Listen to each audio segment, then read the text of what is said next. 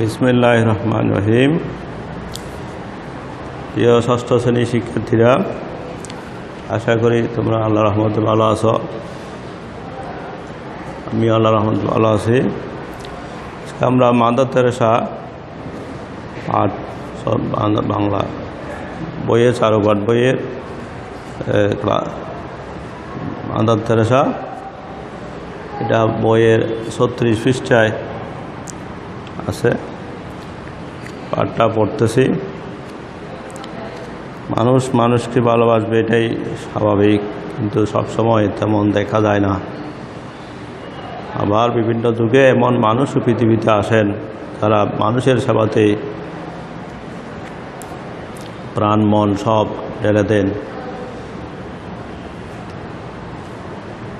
ভালোবাসা দিয়ে তারা জয় করে নেন দুনিয়া। মাদার তেরেসা ছিলেন তেমনই এক অসাধারণ মানবদরদী। মাদার তেরেসা জন্মেছিলেন অনেক দূরের দেশ আলবেনিয়ার স্কোফিয়াতে 1910 খ্রিস্টাব্দে 26শে আগস্ট তার জন্ম। পিতা ছিলেন বাড়িঘর তৈরির কারবারি, নাম নিকোলাস বোজাজিও। মাদার তেরেসার নাম শুনেছ, অনেকজন মহীয়সী রমণী। ওনার বাবা কি ছিলেন আমরা জানলাম, বাড়িঘর তৈরি করতো উনি। ওনার নাম নিকোলাস বোজাজিও। মায়ের নাম দ্রানাফিল বার্নাই। পারিবারিক পদবী অনুসারে কন্যার নাম রাখা হয় অ্যাগনেস গঞ্জা বোজাজিও। 3 ভাই বোনের মধ্যে অ্যাগনেস ছিলেন ছোট। বড় হয়ে সন্ন্যাস ব্রত গ্রহণের সময় তার নাম হলো মাদার তেরেসা।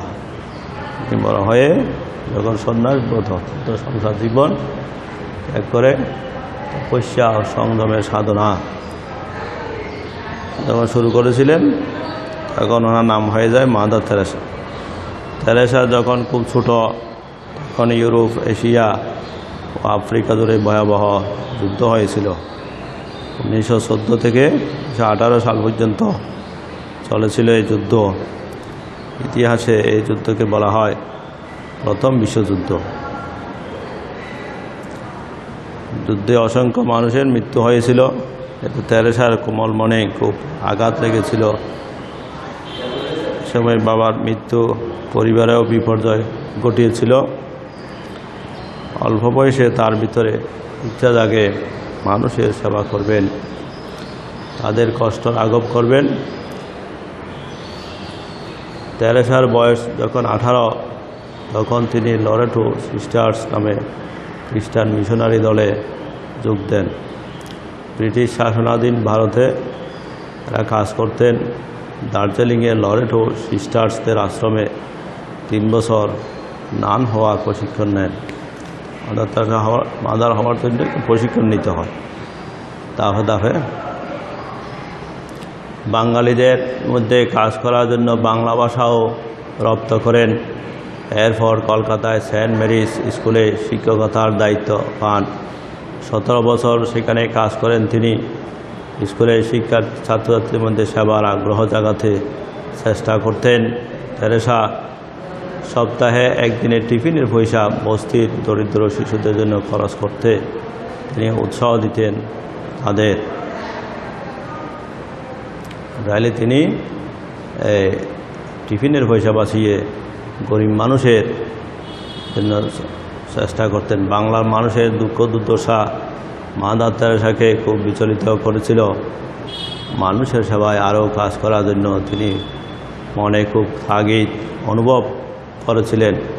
অবশেষে 1948 সালে লরেটো থেকে বিদায় নিয়ে তিনি শুরু করলেন একেবারে গরিবদের সেবার কাজ। গাউন ছেড়ে পরলেন শাড়ি, বাঙালি নারীর পোশাক। সেই থেকে 3টির বেশি শাড়ি কখনো তার ছিল না। একটি পরার, একটি ধোয়ার, আর একটি হঠাৎ দরকার কিংবা উপলক্ষের জন্য রেখে দেওয়া। তার হাতে টাকা পয়সা অবিচার ছিল না, তবে মনে ছিল গরিব দুঃখী মানুষের জন্য ভালোবাসা আর প্রবল এক আত্মবিশ্বাস। কলকাতার এক অতি নোংরা বস্তিতে তিনি প্রথম স্কুল খুললেন, বেঞ্চ টেবিল কিছুই নেই, মাটিতে দাগ কেটে শিশুদের শেখাতে লাগলেন বর্ণমালা। অসুস্থদের সেবা করার জন্য করলেন চিকিৎসা কেন্দ্র। ধীরে ধীরে সাহায্যের হাত বাড়িয়ে দিলেন অনেক মানুষ। মাদার তেরেসার কাজের পরিধি ক্রমাগত বেড়ে চলল। তার সঙ্গে যোগ দিলেন আরও অনেক নান। তাদের নিয়ে তিনি গড়লেন মানব সেবার সংঘ, মিশনারিজ অফ চ্যারিটি। তাদের নানরা মিলে তারা যে সংঘ গড়ে তুলেছিল, এটা নাম হয়েছিল মিশনারিজ অফ চ্যারিটি। মিশনারি বলতে এই যে ধর্ম প্রচারক বোঝায়। সবচেয়ে যারা গরিব, সবচেয়ে করুণ যাদের জীবন, তাদের সেবা করার জন্য ধর্ম প্রচারের পাশাপাশি এইসব সেবামূলক কাজগুলা তারা করতেন। তাদের সেবা করার ব্রত ছিল মাদার তেরেসার। মৃত্যুমুখী অসহায় মানুষের সেবার জন্য তিনি 1952 সালে কলকাতার কালীঘাটে নির্মল হৃদয় নামে এক ভবন প্রতিষ্ঠা করেন। কলকাতার ফুটপাতে সহায় সম্বলহীন বহু মানুষের বাস। অসুখে দুঃখে দুঃখে তাদের অনেকের প্রায় মৃত্যুদশা। মরণাপন্ন এইসব মানুষকে বুকে তুলে নেন মাদার তেরেসা। এই রাস্তাঘাটের অসুস্থ মানুষদেরকে তিনি সেবা করেছিলেন। নির্মল হৃদয়ে এনে মমতাময়ী মা কিংবা বোনের মতো তাদের সেবা যত্ন করেন।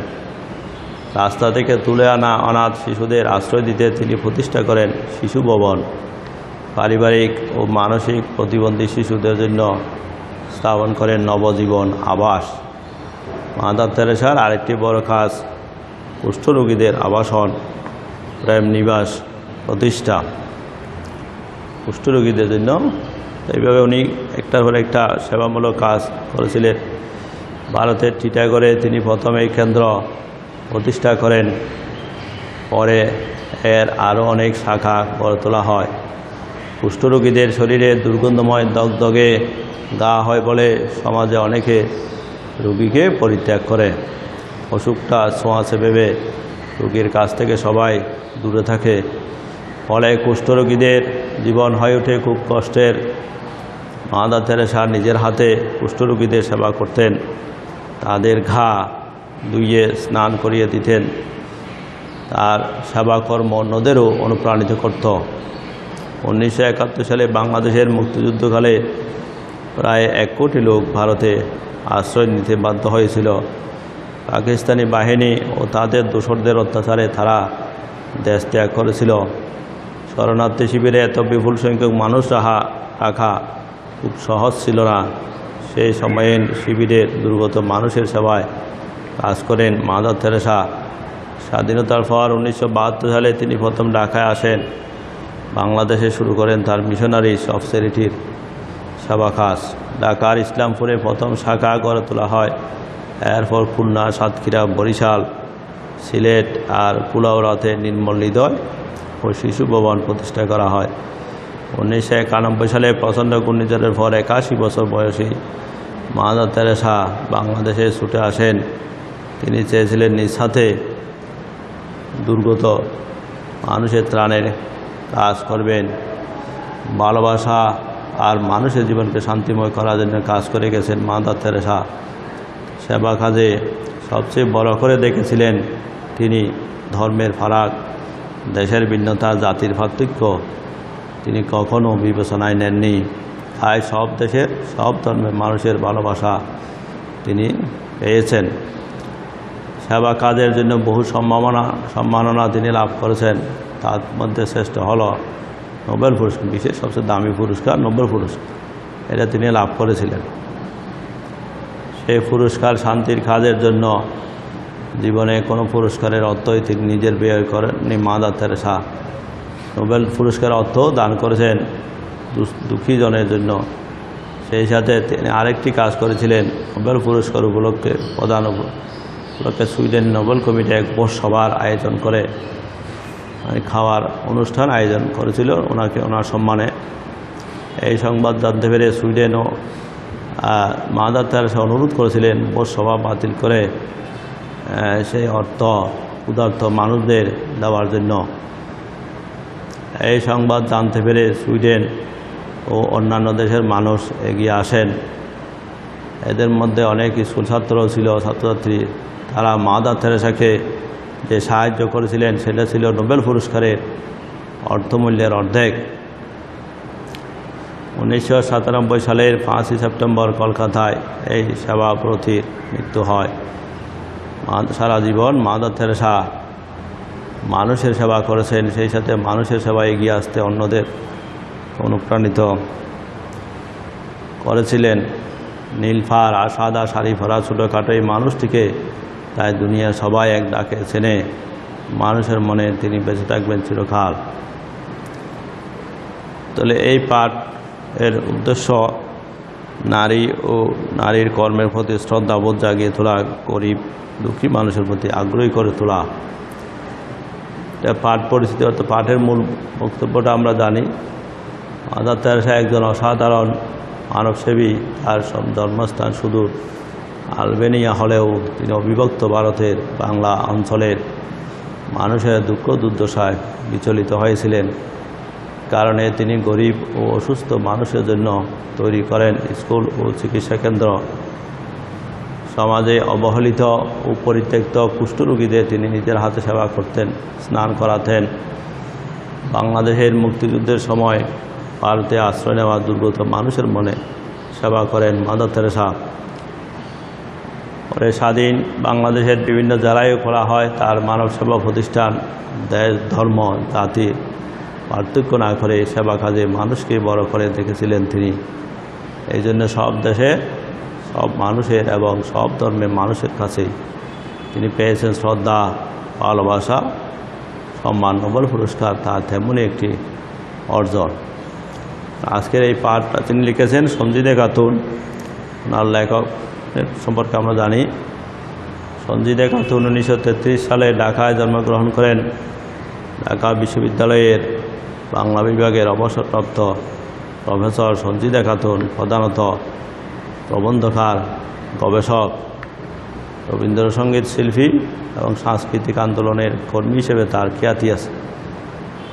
সঞ্জিদা খাতুন সাহিত্য গবেষণা কর্মের জন্য বাংলা একাডেমি পুরস্কার এবং পশ্চিমবঙ্গ রাজ্য সরকারের রবীন্দ্র পুরস্কার পেয়েছেন।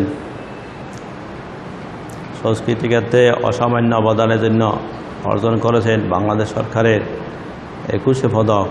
তার প্রকাশিত গ্রন্থের মধ্যে সত্যেন্দ্র কাব্য পরিচয়, রবীন্দ্রসঙ্গীতের ভাব সম্পদ, ধ্বনি ডেকে কবিতা, অতীত থেকে অতীত দিনের স্মৃতি উল্লেখযোগ্য।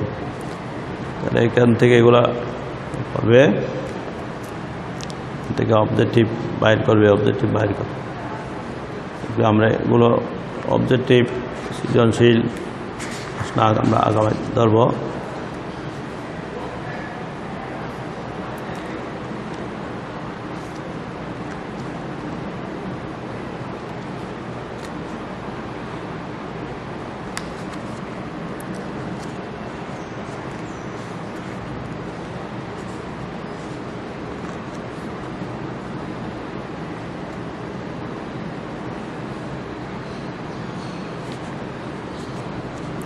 আমরা আরেকটা পাঠ ধরি, কতকাল ধরে আনিসুজ্জামান।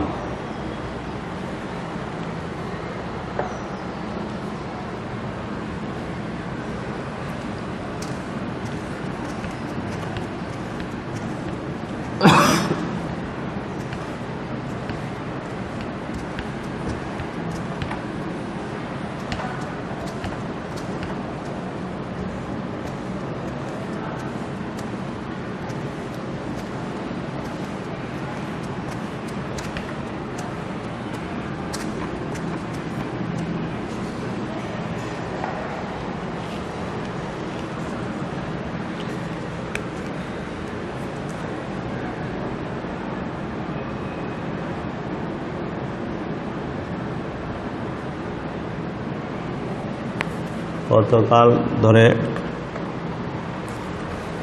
আনিসুজ্জামান।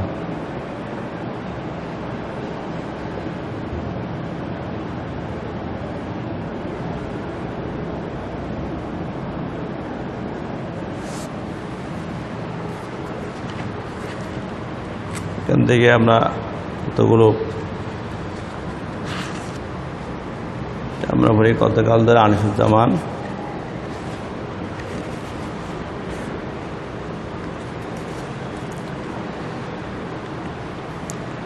বাংলাদেশের আগের ইতিহাস সম্পর্কে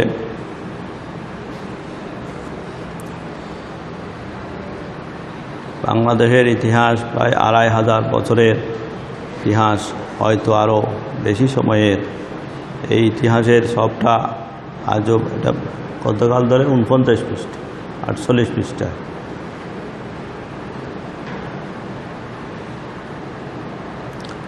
এই ইতিহাসের সবটা আজও ভালো করে জানা নেই। আমাদের আলো আঁধারের খেলায় অনেক পুরনো কথা ঢাকা পড়েছে। ইতিহাস বলতে শুধু রাজদের কথাই বোঝায় না, বোঝায় সব মানুষের কথা। এককালে এদেশে রাজরা ছিল না, তখন মানুষের দাম ছিল বেশি। লোকজন নিজেরাই যুক্তি পরামর্শ করে কাজ করত, চাষ করত, ঘর বাঁধত, দেশ চালাত। আগে বাংলার কীরকম ছিল এটা সম্পর্কে বলা হচ্ছে। প্রাচীনকালে এখানে কীরকম জীবনযাপন ছিল। তারপর 2300-2400 বছর আগে রাজা এলেন দেশে, সেই সঙ্গে মন্ত্রী এলেন, সামন্ত মহাসামন্তের দল, কত লোক লস্কর বহাল করা হলো, কত ব্যবস্থা, কত নিয়ম কানুন দেখা দিল। কথায় তখন কারো গর্দান যেত, কেউ বড়লোক হয়ে যেত কারো খুশির বদৌলতে। তখন থেকে ইতিহাসে বড় বড় অক্ষরে রাজাদের নাম লেখা হয়ে গেল, প্রজারা রইল পেছনে পড়ে।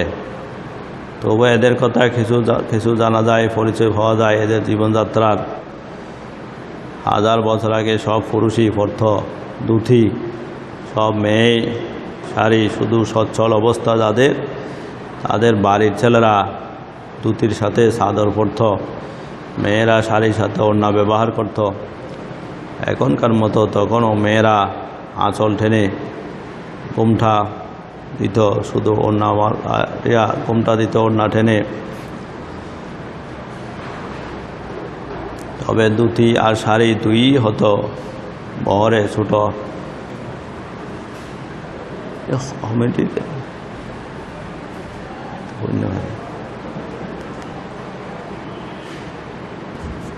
এই পাঠটা তোমরা পড়ে নেবে। আজকে এই পর্যন্তই, তোমার থেকে ধন্যবাদ। এটা আগামীতে আবার দেখা হবে। বন্ধ করে দাও।